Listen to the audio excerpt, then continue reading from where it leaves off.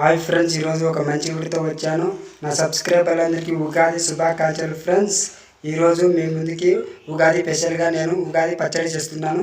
చూడండి ఫ్రెండ్స్, నిమ్మకాయ అంత సైజులో చింతపండు చేసుకొని పొట్టు లేకుండా గింజలు లేకుండా నీట్గా తీసుకోవాలి.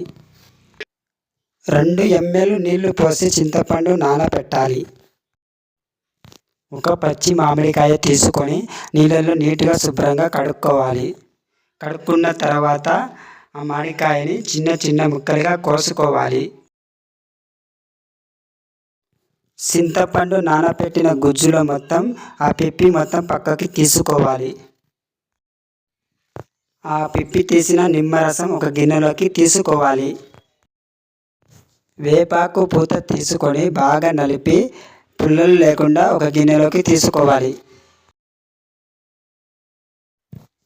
రాళ్ళ సాల్ట్ తీసుకొని మెత్తగా నూరుకోవాలి.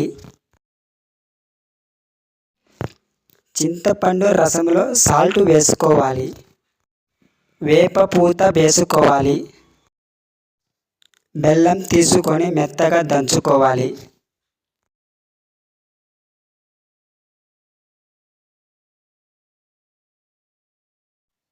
బెల్లం వేసుకోవాలి.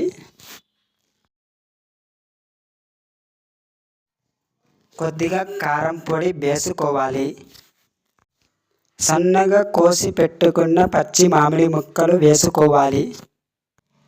స్పూన్తో అన్నీ వేసిన తర్వాత నీట్గా కలుపుకోవాలి.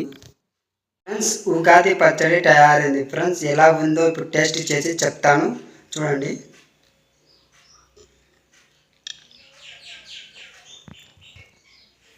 సూపర్గా వచ్చింది ఫ్రెండ్స్. మీకు ఇలా కావాలి అంటే మా వీడియోని ఫుల్గా చూసి మీరు తయారు చేసుకోండి ఫ్రెండ్స్.